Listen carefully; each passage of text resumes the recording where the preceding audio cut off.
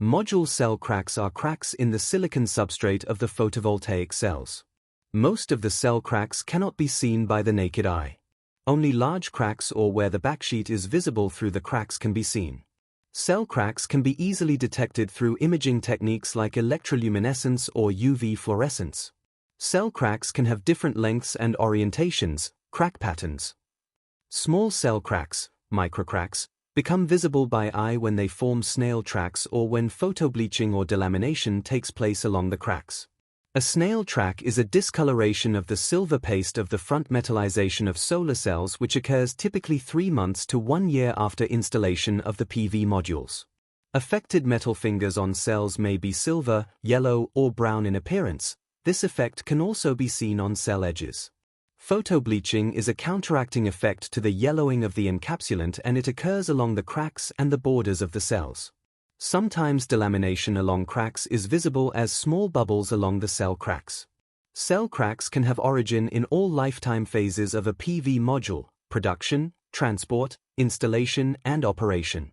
After production, major sources for cell cracks are the packaging and transport of the modules and the installation. After installation, external forces like hail, heavy snow weight, or strong wind may result in cell cracks. Once cell cracks are present, further mechanical and thermomechanical stresses can lead to the propagation of the cracks into longer and wider cracks. Some crack patterns can give indications on the origin of the failure, but the final cause of cell breakage is not always easy to identify. A repetitive crack pattern can be, for example, caused by a production failure, whereas PV modules showing dendritic crack patterns have been probably exposed to heavy mechanical loads. Snail tracks can be found in a great variety of solar modules, but not in all. The combination of different materials, encapsulant and backsheets, with UV radiation and temperature plays an important role in the creation of snail tracks. Cell cracking does not necessarily lead to a failure of the module.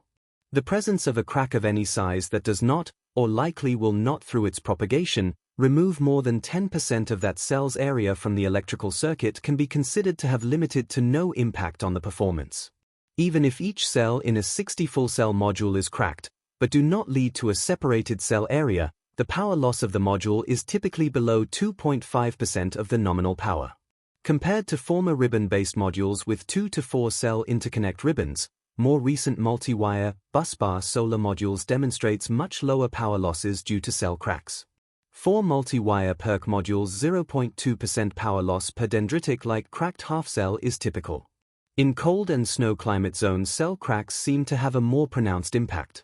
Here, relatively high mean degradation rates of up to 7% per year can be found for full cell modules. Besides the risk of power loss, there is a risk of hot spots and burn marks due to inactive cell parts. Snail tracks are reported to have no influence on the performance of the PV module.